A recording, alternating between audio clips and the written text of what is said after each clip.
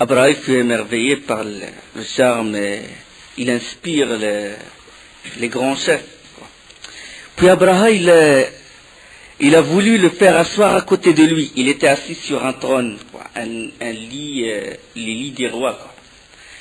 Puis il a voulu l'asseoir à côté de lui, mais il a craint la critique des Abyssins. Et il est descendu du trône, de sa grande chaise ou du lit, et il s'est assis par terre avec Abd al-Muttalib. Et il a demandé à Abd al-Muttalib ce qu'il voulait. Et Abd al-Muttalib lui dit que les troupes, ils se sont emparés, les troupes de vos troupes, ils se sont emparés des bétails. Et entre autres, il y avait mes 200 chameaux. 200 chameaux, ils m'appartiennent. Je suis venu les récupérer, les bétails de la ville. Puis là, Abraha, vraiment, je lui ai dit sincèrement, la première fois quand je vous ai vu, je vous ai respecté. Vous inspirez vraiment les grands hommes et tout. Mais quand vous êtes venu me parler des bétails, là vraiment, vous n'avez aucune, c'est-à-dire j'ai senti que vous n'avez aucune valeur. Je suis venu démolir le grand temple, la Kaaba, qui est la religion, ta religion, et la religion de tes ancêtres, et tu me parles de chameaux, tu me parles de bétail. Et là, Abd al-Muttalib, il a dit une grande parole, une parole qui est vraiment, il a une grande valeur. Il a dit, les chameaux m'appartiennent, donc je les réclame. Quant à la Kaaba, elle a 100 mètres, il s'en occupera. أنا رب الإبل وللكعبة رب يحميها. Alors là, Abd al-Muttalib, il a récupéré le bétail. Abraha, il a dit à Abd al-Muttalib, je ne suis pas venu anéantir la population, je n'ai rien contre les habitants, je n'ai rien contre vous, je suis venu démolir le temple. Entre nous, il n'y a rien, il n'y a pas d'aide, il n'y a pas de guerre. Si vous voulez, vous demandez aux gens de se retrancher, de sortir de chez eux, jusqu'à ce que je termine mon travail, et là, vous retournez. Abd al-Muttalib, il ordonna alors qu'on se réfugia, aussi, mais au sentier des montagnes. Le jour J, Abraha s'apprêta à faire son entrée, l'entrée triomphale à la Mecque, avec toute son armée, l'éléphant et tout. Alors en ce moment-là, Nufayl ibn Hubayb, on a parlé que Nufayl ibn Hubayb, il faisait partie de la tribu de Khut'um, il a voulu barrer le chemin de Abraha et il s'est fait prisonnier. Nufayl ibn Hubayb, il s'est échappé et il a couru vers l'éléphant. Il a couru vers l'éléphant et il s'est accroché à l'oreille de l'éléphant et il a crié, Nufayl, uq'ud, Nufayl, uq'ud, ijlis. Obrok Mahmoud, Obrok Mahmoud. Nufayl est allé voir l'éléphant, il dit Obrok Mahmoud. Et il a crié, commencé à crier, il a dit Obrok Mahmoud, innahu baytullah al-azim. Assis-toi Mahmoud, parlons de l'éléphant. Assis-toi Mahmoud, assis-toi parce que c'est la maison sacrée d'Allah. Là, l'éléphant, il s'est agenouillé. Ils ont voulu le dresser et tout, et il n'a pas voulu.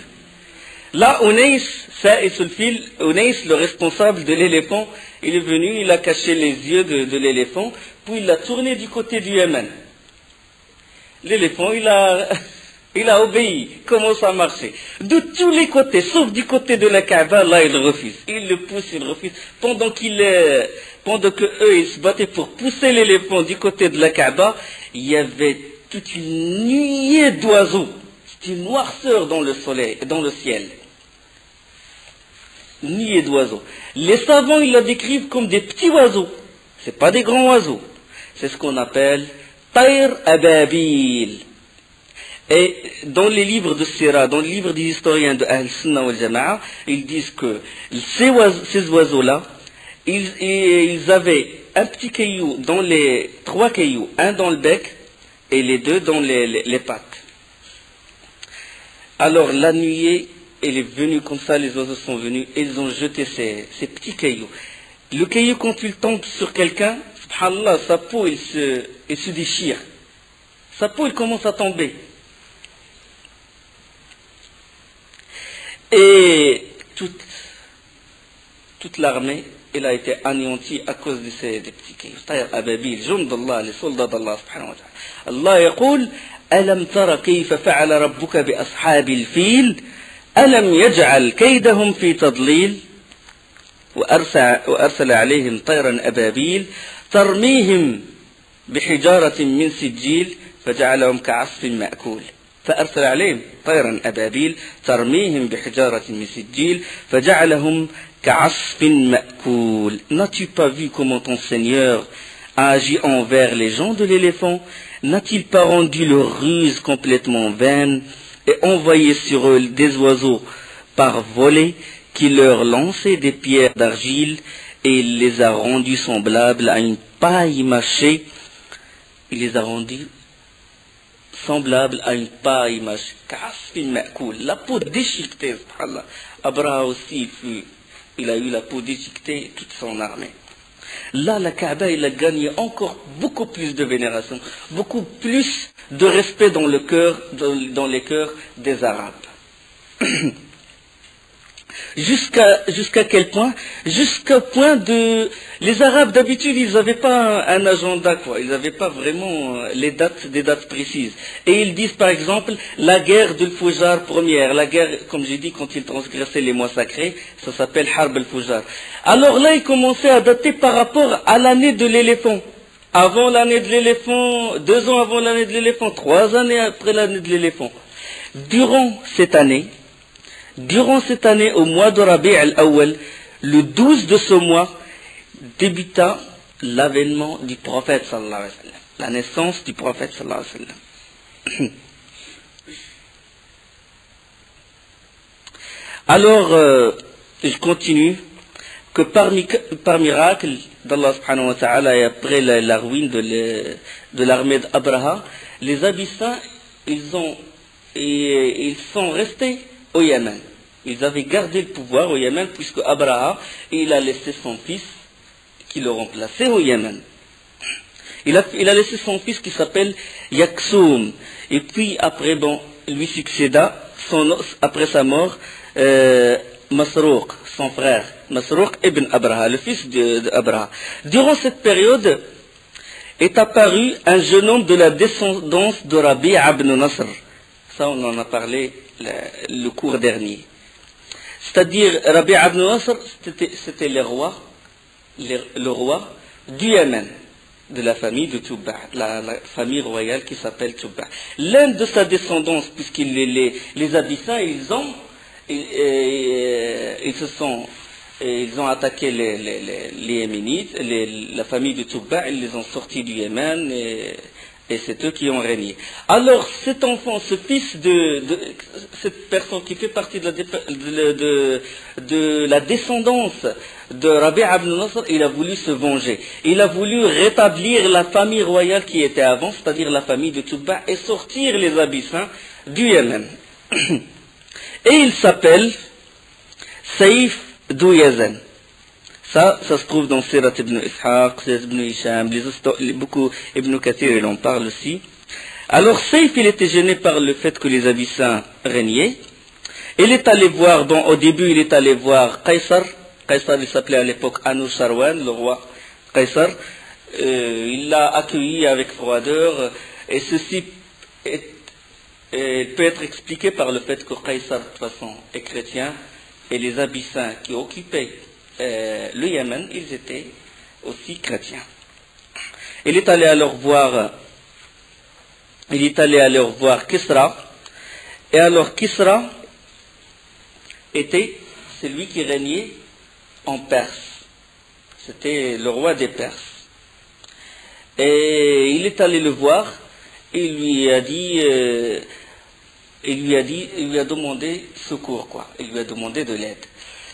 Mais l'histoire, comment il est allé voir Kisra, c'est qu'il est allé voir d'abord l'un des rois qui était yéménite et qui régnait aux bordures de l'Irak. C'est ce qu'on appelle les Mundiris. On a parlé de ça. Il est allé le voir, le roi de Abdullah ibn al-Munzir, c'était le roi d'une partie de l'Irak.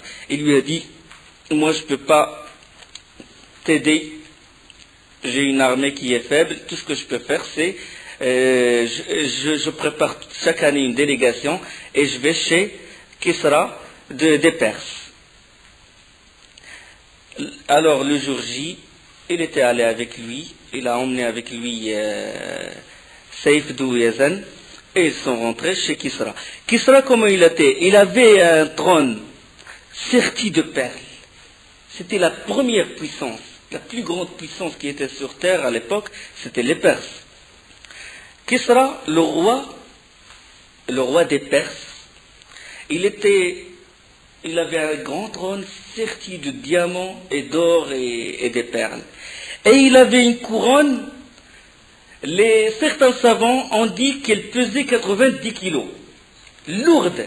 Une couronne, quelqu'un la met sur sa tête, elle casse sa tête. Mais comment lui, il la met sur sa tête? La couronne, il est accroché à une chaîne en or. Et lui, quand il s'assoit sur le trône, il y a un voile, comme celui du théâtre. Bon, lui, il rentre sa tête dans la couronne, et là, le voile s'ouvre, et les notables et les délégations qui viennent le voir, quand ils le voient avec cette scène horrible, ils se prosternent devant Kisra. Là, la délégation d'Abdullah ibn al-Munzir avec Saif Yazan sont entrés, le voile s'est ouvert, et tout le monde s'est prosterné, sauf Saif ibn Yazan. Et puis là, le roi des Perses, Kisra, il a dit, qui est celui qui a refusé de se prosterner devant moi? L'orgueil, la première puissance et tout. Et Saif, il a répondu, il a dit, le problème que j'ai, la tourmente où je suis, il a fait négliger tout, il m'a fait négliger tout, tout devient noir devant moi. Il a dit, c'est quoi ton problème? Il a dit, oh roi, il a dit, les Yémen étaient sous le gouvernement des Perses, et les Abyssins, ils ont sorti ceux qui étaient vos alliés, et c'est eux qui régnaient maintenant. Comment ça se fait que vos alliés sont exclus du Yémen et tout? Là, Kisra, il a consulté ses notables, il a dit à ses notables que cette personne, il me demande de l'aide pour rétablir le règne de ses parents, de Touba, qui étaient nos alliés avant. Les notables, ils ont dit, écoutez, le Yémen est loin, à quoi ça va servir de périr toute une armée du nord de l'Irak jusqu'au Yémen? Le trajet est long, c'est le désert et tout. À quoi ça va servir? Au Yémen, il n'y a pas grand-chose. Il n'y a pas grand-chose. Alors là, Kisra, il a invité Saif Yazan et lui a donné, disons, un vêtement, une couverture, un vêtement. Et il lui a donné de l'argent. Et il lui a donné 10 000 dirhams en argent. Il a donné une somme de 10 000 dirhams. Une grande somme. Il a donné un uniforme, un bel uniforme. C'est-à-dire comme cadeau pour montrer que vraiment, d'accord, mais il ne veut pas se rabaisser quand même. Il a dit, bon, il est mon invité et tout, je lui donne ça. Là, Saif Yazan, du moment qu'il est sorti de la porte du palais, il a commencé à jeter l'argent. Par terre. Il a commencé à jeter l'argent, les gens se sont précipités autour de lui, il ramassait l'argent, et puis l'information, il parvint à Kisra, il a dit, ramenez-le. Il a dit, cette personne, il est digne de respect. C'est-à-dire, il doit avoir un bel avenir et tout. C'est-à-dire, il l'a respecté. Il a dit, comment ça se fait qu'il jette c'est-à-dire, il est allé au point de défier. Puis il l'a appelé, il a dit, qui est-ce qui vous a poussé à jeter le don du roi? Il a dit, qu'est-ce que vous m'avez donné? Vous m'avez donné de l'argent? Moi, je suis venu d'un pays où il y a des montagnes d'or et des montagnes d'argent.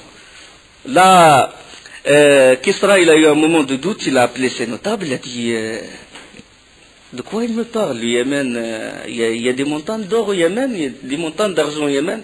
Ils ont dit, nous ne nous souvenons pas qu'il y a des montagnes d'or. Mais quand même, ils ont vu, il y avait de l'avidité, en eux, il y avait un peu de doute. Et ils étaient flattés par le fait qu'il y ait de l'or au Yémen.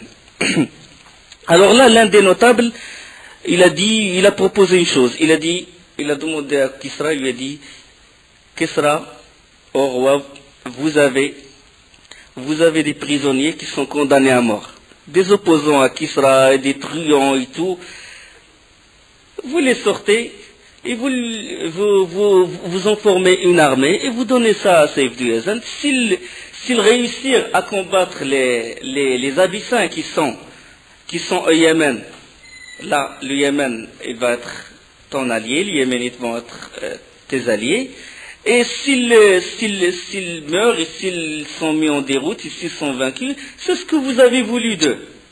Ils sont de toute façon condamnés à mort, Là, ils ont libéré des prisonniers au nombre de 800. 800, il n'y a que les criminels, les truands et des opposants à Kisra. Et ils ont préparé les bateaux. Il y avait dans une version 8 bateaux. Il y avait 8 bateaux. Ils ont pris l'Euphrate, le Forat, qui sont en Irak, dis-je là, le Forat, le Tigre et l'Euphrate. Ils ont pris l'Euphrate jusqu'à Aden et de Aden jusqu'au Yémen. Alors, à la tête de cette armée, c'était pas Saif de Yazan qui était le chef. C'était une personne qui s'appelle Wahriz. Les deux armées, alors, le Masrouk il fut informé que les troupes il avançaient pour conquérir, pour s'attaquer au Yémen. Il a préparé son armée. Les deux armées se sont confrontées face à face. Et Wahriz, c'était un homme qui était très... Dans les livres des historiens, il avait une force extraordinaire. Et puis, dans une longue histoire de toute façon, il a cherché à voir le Masrouk. Il a dit à son armée, montrez-moi Masrouk. Ils lui ont montré Masrouk, c'est le roi du Yémen. Il a dit, vous voyez la personne qui a une perle entre ses yeux et tout? Il a dit oui. Et là, il l'a visé avec une arme et il l'a envoyé, il est rentré dans la perle qui est entre les yeux de Masrouk et ça dans Sirat bin Hisham. Et les troupes là, des anneaux de Wahriz, ils sont attaqués à l'armée des Yéménites, des Abyssins. Et le règne, au lieu de venir à partir de la pouvoir, c'était pas lui qui a gouverné, c'était Wahriz, l'allié le Perse, qui est l'allié de Kisra. C'est pour ça qu'il y a un proverbe qui touche les Yéménites, Saif de Yazan, le complexe de Yazan. C'est lui qui a couru le pauvre dans la péninsule et tout pour demander de l'aide pour sortir les Abyssins. Et finalement, c'est pas lui qui a eu le pouvoir. C'était les Perses. C'était les Perses qui ont gouverné le Yémen. Bon, Kisra, elle a donné l'ordre à son représentant. Qui est, après Wahriz, on l'appelle Al-Marzouban, qui gouverne, Marzouban c'était le roi du Yémen. Il a donné l'ordre à son représentant qui s'appelle Wahriz, dont on a parlé. Après, le règne, il s'est succédé jusqu'à ce qu'un homme, parmi les Perses, a gouverné le Yémen, et il s'appelle Badan. Et Badan, quand il était au Yémen, le prophète sallallahu alayhi wa sallam, il a été envoyé à cette époque. Il a reçu la révélation, le prophète sallallahu alayhi wa sallam. C'est-à-dire, le prophète sallallahu alayhi wa sallam, quand il est devenu le prophète, quand il a eu la prophétie, c'était Badan qui gouvernait le Yémen. Et c'était les Perses qui gouvernaient le Yémen. D'accord? Dans une longue histoire, je sais pas si... Ouais. Il est préférable d'en parler aussi. Donc, de toute façon, on va en revenir après dans la sira, si Allah subhanahu wa ta'ala nous aide à continuer cette sira du prophète sallallahu alayhi wa sallam. C'est que Kisra Anusharwan, quand le prophète sallallahu alayhi wa sallam, quand il est rentré à Médine et qu'il a fait un état islamique et tout, il a envoyé des lettres à différents rois. Et parmi lesquels c'était Kisra, c'est-à-dire le roi des Perses. Ils lui ont envoyé une lettre comme quoi il doit rentrer dans la religion de l'islam. La lettre, elle est parvenue à Kisra Anusharwan et il l'a déchirée avant de la lire.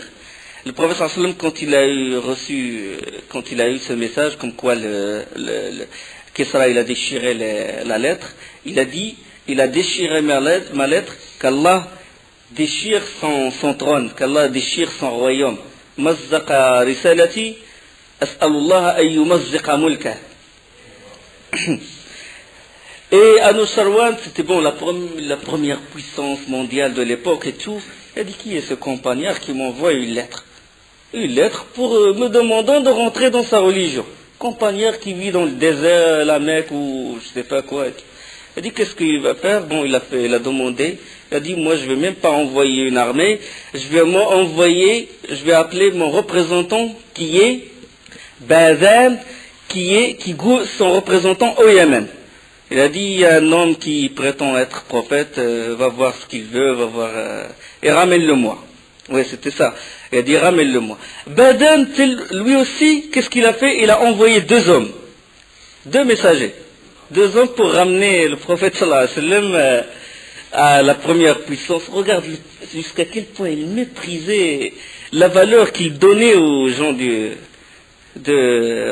la Mecque et de Médine. Et subhanallah, regarde Allah subhanahu wa ta'ala, comment, le rapport de force, comment il était à l'époque, et s'est retourné. Il a fallu que, 10 ans après, que le règne de Kisra il tombe, le règne de Qaysar il tombe, l'islam il se propage au Maroc, puis en Espagne. Dans un temps, subhanallah, restreint, parce qu'il y avait des hommes.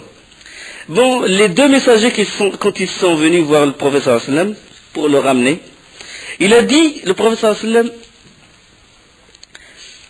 mon Dieu, Allah subhanahu wa ta'ala, mon Seigneur, il a tué votre Seigneur. Il a dit, Allah qatala Kisra al-layla, cette nuit, Kisra il a été tué. Comment vous avez eu l'information? Il n'y avait pas de téléphone à l'époque, il n'y avait pas de fax. Comment ça se fait que vous avez l'information que Kisra Anushirwan a été tué? Il a dit, al-wahi, la révélation. J'ai eu la révélation d'Allah subhanahu wa ta'ala. Là, ils étaient vraiment perturbés. Ils sont retournés voir Badan. Durant le trajet qui a fait je ne sais pas combien de jours, l'information n'est pas encore parvenue à Badan. Ils lui ont dit, ce prophète, il prétend que Kisra a été tué et tout. Après 15 jours plus tard, l'information est parvenue à Badan comme quoi Anushirwan, il a été tué par son fils. Et là, Badan, il est rentré en islam. Il a dit, ça c'est un signe de prophétie. Ça veut dire que c'est vraiment un prophète. Il est rentré en islam, et le Yémen, il est rentré en islam, et le prophète sallallahu alayhi wa sallam, il l'a confirmé sur le trône. Il l'a confirmé sur, ça y est, il est rentré en islam, parce que, du moment qu'il rentre en islam, c'est bon, il le confirme, vous êtes toujours le roi et tout. Parce que c'est ça l'islam. Le but, c'est que la religion d'Allah, elle parvient au cœur des gens et qu'ils l'appliquent.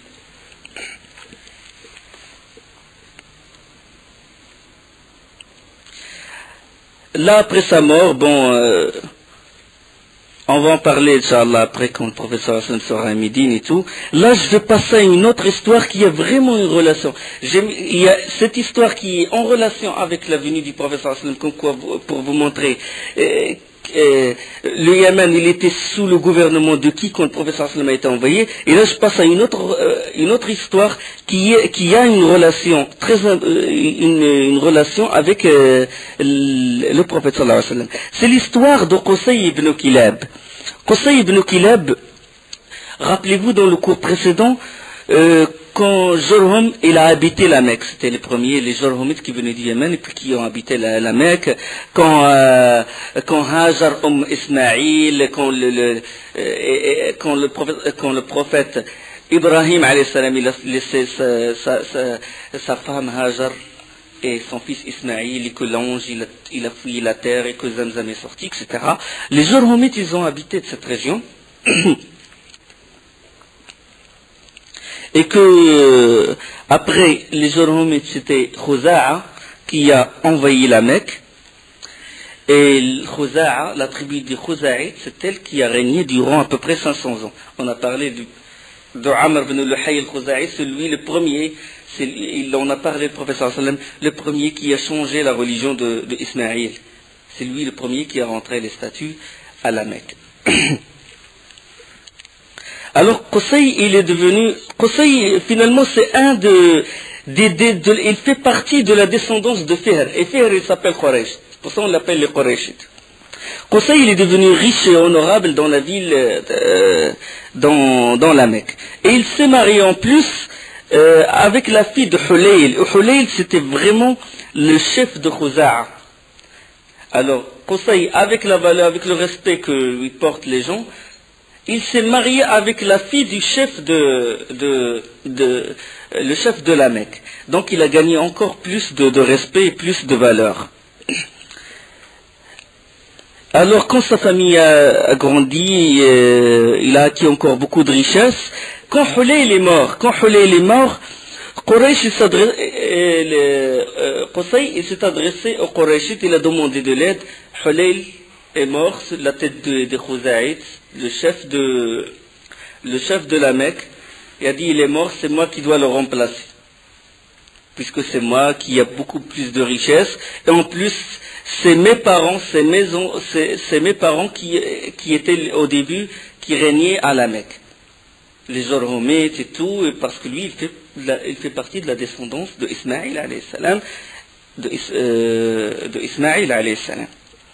Donc il a dit, c'est moi qui ai le droit de, puisque qu'est-ce qu'ils ont fait les Khuzaïtes? Ils n'ont fait que tuer, expulser, faire sortir les Jorhomites de la Mecque. Donc moi j'ai le droit et tout. Alors les Khuzaïtes, ils n'ont pas voulu et tout, et les deux troupes, ils se sont confrontés. D'un côté, il y a Khuza'a, et de l'autre côté, il y a Qusay ibn Kilab avec les Kinana, avec Quraysh. Et ils sont entretués. Et vraiment, il y avait beaucoup de morts ils ont failli vraiment s'exterminer. Là, ils ont arrêté, ils ont dit, écoutez, il ne faut pas continuer parce que là, on va se périr et tout. Tout ça pour gagner l'honneur de la Kaaba. Tout ça pour gagner l'honneur de la Kaaba. Et alors là, ils ont consulté les sages de la Mecque. Ils ont consulté les sages et parmi ces sages, il y avait un grand sage des Arabes et il était vraiment très âgé et il s'appelait Ya'mur ibn Aouf. Ils ont dit, on va le prendre pour juge. C'est lui qui va être arbitre. Si lui il décide quelque chose, sa décision est irréversible. Ça y est. Et ils ont ramené les serments, ils ont ramené les témoins et tout. Ils ont dit, voilà, c'est lui qui est le juge. Et alors là, Ya'mur ibn Aouf, quand il a entendu les arguments de chacun, Qusay lui a dit, c'est le règne de mes grands-parents, et Zamzam il appartenait à mon grand-père Ismaïl, etc. Il a ramené beaucoup d'arguments, et Khuza'a c'est des injustes, etc. Alors Ya'mur il a pris la décision suivante, il a dit, tout appartient à Qusay. On va tout donner à Qusay. L'honneur de la Kaaba, de la Mecque est à Qusay. Ça y est. الحجاب الرفادة السقاية اللواء tout ça il appartient. الحجاب ça veut dire les portes de la Kaaba, celui qui les ouvre et celui qui ouvre et ferme la porte de la Kaaba. Personne ne doit rentrer dans la Kaaba que sous sa permission. Al-Rifada, ça veut dire il fait la quête et il prend l'argent des gens de la ville de la Mecque pour faire à manger aux pèlerins. Ce qu'on appelle le rifada, c'était un grand honneur. As-siqaya, c'est-à-dire de donner l'eau, donner à boire aux pèlerins. Et en plus, le Zamzam, il a été enseveli, comme on a dit. Il a été enseveli par les Joromites quand ils ont senti la défaite. Et par vengeance, ils l'ont enseveli. Il n'y a plus de traces de Zamzam à l'époque. On va en parler après de Zamzam.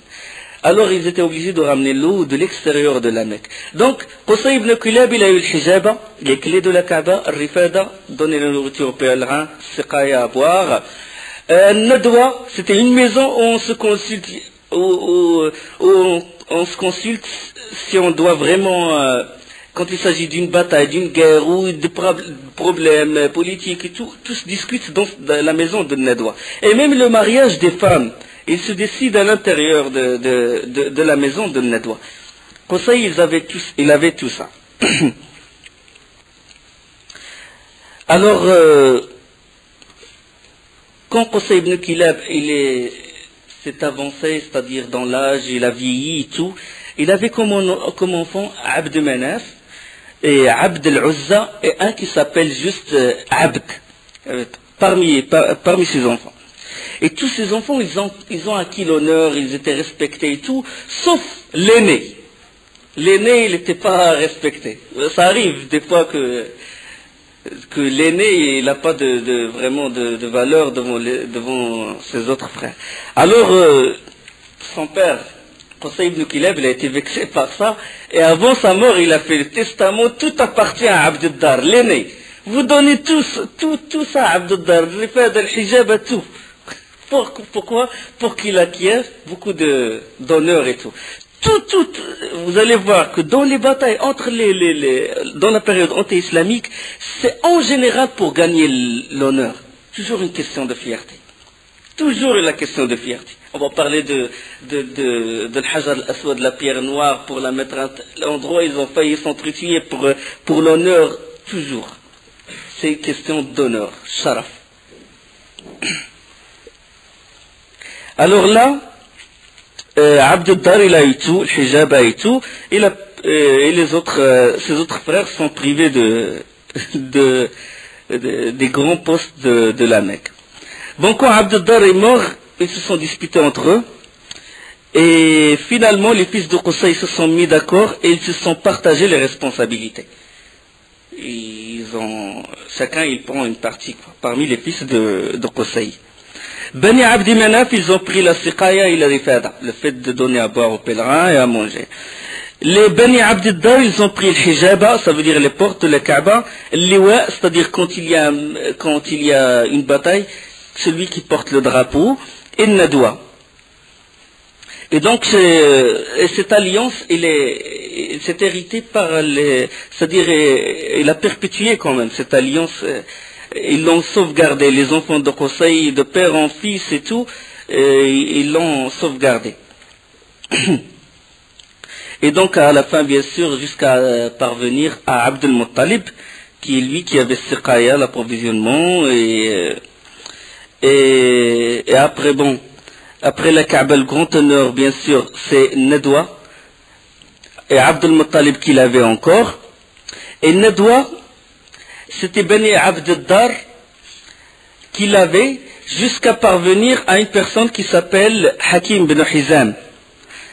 Siqaya, c'était Abd al-Muttalib qui s'en occupait. Et Nadwa, c'était Hakim bin Hizam. Et Hakim bin Hizam, il a vécu la période avant l'islam et il s'est converti avec la venue du prophète sallallahu alayhi wa sallam. Hakim bin Hizam, il avait Dar Nadwa, c'est-à-dire la maison de consultation où on décide s'il y a une guerre, on se décide où on accueille les délégations, on accueille les autres tribus, etc. pour négocier et tout. Donc, lui, comment il a eu, Hakim bin Hizam, comment il a réussi à avoir les clés de la maison de Nadwa, de la maison de la consultation. Une histoire, enfin, vraiment drôle. C'est que Hakim bin Hizam, avant l'islam, il buvait le vin avec la personne responsable de Nadwa, la personne responsable de la maison de consultation, comme le Parlement actuel, quoi. Il discutait avec lui, l'autre ivre, il a bu tellement, il a dit, l'autre dans l'état d'ébriété et tout, Hakim bin Hizam lui a dit, est-ce que vous pouvez me vendre la maison de Nadwa, la maison de consultation? Il a dit d'accord, je la vends. Il a dit combien? Il a dit bezek khamar, avec une bouteille de vin. Il a dit vous êtes sérieux? Il a dit oui. Ils ont ramené les témoins, ils ont ramené les documents et tout, et il l'a acheté avec une jarre, si vous voulez, de vin. Une outre. Zerk, ça veut dire une outre. Bon, il a acheté et tout. Jusqu'à l'époque du prophète sallallahu alayhi wa sallam, Hakim bin Hizam, il a gardé la maison de Nadwa. Hakim bin Hizam, il s'est converti en islam. Et il a gardé la maison de Nadwa, de la consultation, jusqu'à l'époque de Omar, jusqu'à l'époque de Muawiyah radiyallahu anhu. Jusqu'à l'époque de Muawiyah. Hakim bin Hizam, il fait partie des gens qui ont beaucoup vécu. Et Muawiyah radiyallahu anhu, il a fait des reproches quand Hakim bin Hizam a vendu la maison de Nadwa. Et il l'a vendue au prix de 100 000 dinars. Et 100 000 dinars, c'est pas en argent, c'est vraiment, c'est de l'argent, quoi, à l'époque. 100 000 dinars. Muawiyah lui a fait des reproches. Il lui a dit comment tu oses vendre l'honneur de la Mecque et l'honneur de tes parents, tu le vends à 10 000 dinars. Il a dit Wallah ya Amir al-Mu'minin, shtaraytuha biziqi khamr. Il a dit par Allah, ô émir des croyants, je l'ai acheté avec une autre de vin. Et maintenant, il a dit, j'ai traduit sa parole comme elle est. Il a dit, la vraie noblesse aujourd'hui est dans la crainte d'Allah. Ce n'est plus la noblesse dans le fait d'avoir dar nadwa ou le fait de ne pas l'avoir. La vraie noblesse est dans la crainte d'Allah et que tout le monde soit témoin que les 100 000 dinars seront dans le sentier d'Allah. Il a donné tout cet argent, fi sabilillah, fil jihad. Parmi les fils de Qusay ibn Kilab, Abd Manaf. Parmi les fils de Abd Manaf, Hashim et Al-Muttalib. Parmi les fils de Hashim, Shaybah. Shaybah, c'est la femme de Hashim, qui est le père de Shaybah. Shaybah, c'est le fils de Hashim. La femme de Hashim, il vivait à l'extérieur de la Mecque, chez sa famille. Sa famille de Khazraj. Elle s'appelle Salma. Et Salma était une femme très respectée. Elle était très respectée jusqu'au point que la condition pour se marier avec elle, c'est que c'est elle qui a le droit de divorcer. L'isma biyadiha. Il avait tellement une valeur, quoi. Et c'est bon. Hashim s'est marié avec elle et il a eu Shaybah. Alors Hashim est mort. Shaybah, il est resté chez sa mère, à Médine, enfin loin de la Mecque. Et quand Shaybah a grandi, il a atteint l'âge de la puberté. Son oncle est venu l'emmener avec lui à la Mecque. L'oncle, comment il s'appelle? L'oncle de Shaybah, il s'appelle Al-Muttalib. Et il est allé voir la mère de Shaybah. Et il lui a dit, ton fils, il a atteint l'âge des hommes. Et comme c'est un fils de Qusay, donc il est censé être respecté, il est censé avoir une grande place à la Mecque. Et alors là, bon, sa mère, il a dit, il faut le consulter, lui donner le choix, est-ce qu'il veut rester avec moi ou il veut aller avec vous. Là, Shaybah, il a choisi partir avec son oncle, Al-Muttalib. Et à la rentrée de la Mecque, les gens, ils ont vu Al-Muttalib, l'oncle, c'est-à-dire le frère de Hashim. Ils ont vu Al-Muttalib sur son chameau et derrière lui, il y a son neveu. Le neveu qui s'appelle Shaybah.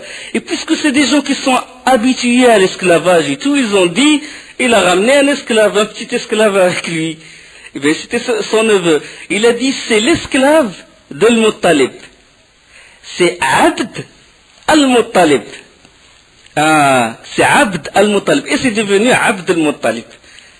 D'accord? Le grand-père du prophète sallallahu alayhi wa sallam. Sinon, lui, il s'appelle Shaybah. Abd Al-Muttalib, il a eu comme premier enfant Al-Harith, l'aîné. Et quand Al-Harith a grandi, un jour, Abd Al-Muttalib, il a vu un rêve. Dans le rêve, une personne s'est rapprochée de lui et lui dit, creuse Taïbah. Ihfar Taïbah. Il a dit, c'est quoi Taïbah? C'est-à-dire, creuse un endroit. Il a dit, Taïbah, le mot Taïbah, c'est quoi Taïbah? Taïbah, ça veut dire bonté. Et puis le lendemain, il a fait le même rêve, creuse Barra. Le surlendemain, creuse Al-Madnouna. C'était le nom qui diffère, mais toujours Ihfar, creuse, qu'est-ce qu'il va creuser? Il était toujours dans le doute. Puis la quatrième nuit, la personne est venue, il lui dit, creuse Zamzam. Il a dit, c'est quoi Zamzam? C'est vrai, il sait ce que ça veut dire Zamzam. Que c'est que l'eau qui a jailli à l'époque de Ismaïl, de Hajar et de Ismaïl, son fils, alayhi salam, mais il ne sait pas où. Et puis là, dans le rêve, il dit, Uhfur Zamzam, la tanzifu abadan wa la tuzam. Il a dit, creuse Zamzam, et il ne s'épuise jamais, ni on connaît sa profondeur. تسقي الحجيج الأعظم, un approvisionnement en eau pour les pèlerins, وهي بين الفرث والدم, elle se trouve entre les tripes et le sang, عند نقرة الغراب الأعصم, là où va becter le corbeau qui, l'A'sam, le غراب c'est corbeau, A'sam c'est un corbeau qui a une légère blancheur dans les ailes. عند قرية النمل, près de la fourmilière. Là, Abd al-Muttalib, il a compris. Il doit creuser Zamzam. Zamzam est connu. Mais l'endroit où Zamzam est exactement, c'est que Joram l'a enseveli, il n'y a plus de traces. Le Khouzaïd, il a provisionné l'eau de l'extérieur de la Mecque jusqu'à cette époque, jusqu'à l'époque de Abd al-Muttalib. Alors là, Abd al-Muttalib, il veut creuser Zamzam, mais il ne le connaissait pas. Il avait son fils Al-Harith, c'est l'aîné. Il a dit, mon fils, tu viens avec moi, tu me défends. Tu viens avec moi pour m'épauler. Et il commença à chercher les signes.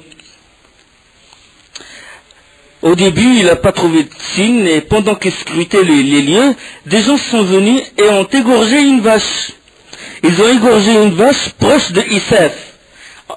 Ils font ce qu'on appelle Qarabin, ils s'approchent de leurs statues et de leurs idoles par les bêtes et tout, et ils les égorgent entre Safa et le Marwa, Isaf et Naïl.